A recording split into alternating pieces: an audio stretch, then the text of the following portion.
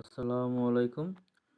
তো আরেকটা ভিডিও পেয়েছি বা ভিডিও বা ছবি দেখেন এখানে, যেই হোক নাম যেটা, সে বলতেছে যে এই ভাঙচুর করেছে, এটা আসলেই সত্যি কিনা এটা আমরা দেখার জন্য আবারও সেই একই কাজ করব।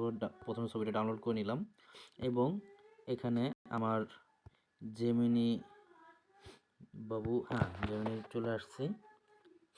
জেমিনিতে আমি শুধু এটা কপি করে ওরে আমি যদি এটা বলি যে গ্যালারি থেকে যে এটা কি সত্যি কিনা, এটা সত্যি কিনা এটা একটু দেখি। মানে আপনারা ইচ্ছা করলে এরকম করে এটা সত্যি মিথ্যা জানাতে পারেন, এটা সত্যি না মিথ্যা এটা জানাও। তো আমি ওরে দিলাম, ও কিন্তু ঘুরতেছে এবং টোটালি এটা খুঁজতেছে।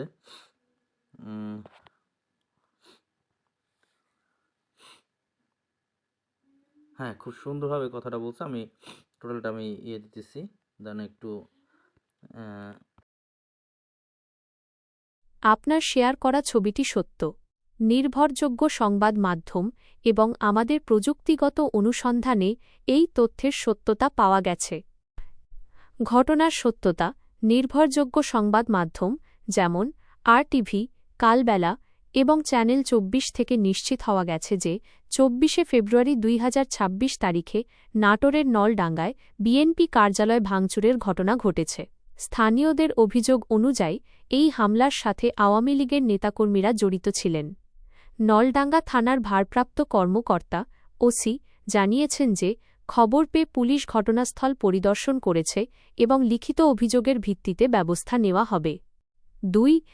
ছবির সত্যতা সিন্থ আইডি প্রযুক্তির মাধ্যমে যাচাই করে দেখা গেছে যে ছবিটি গুগল এআই দ্বারা তৈরি নয়। এটি মূলত আরটিভি এর একটি নিউজ কার্ড, যা মঙ্গলবার ২৪শে ফেব্রুয়ারি ২০২৬ তারিখে তাদের অনলাইন পোর্টালে প্রকাশিত সংবাদের সাথে মিল রয়েছে।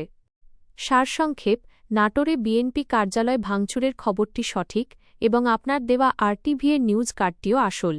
তবে ঘটনার মূল অভিযুক্ত বা বিস্তারিত তদন্তের বিষয় সর্বশেষ খবরের জন্য সরাসরি আরটিভি বা অন্য বিশ্বাসযোগ্য মূলধারার নিউজ পোর্টালগুলো দেখতে পারেন। তো এই দেখলাম আজকে এইটা। এরকম করে আমাদের যদি কোনো সত্য মিথ্যা জানতে চান, অবশ্যই আমাদের সাথে থাকুন এবং ফলো দিয়ে রাখুন। আল্লাহ হাফেজ, বাই বাই।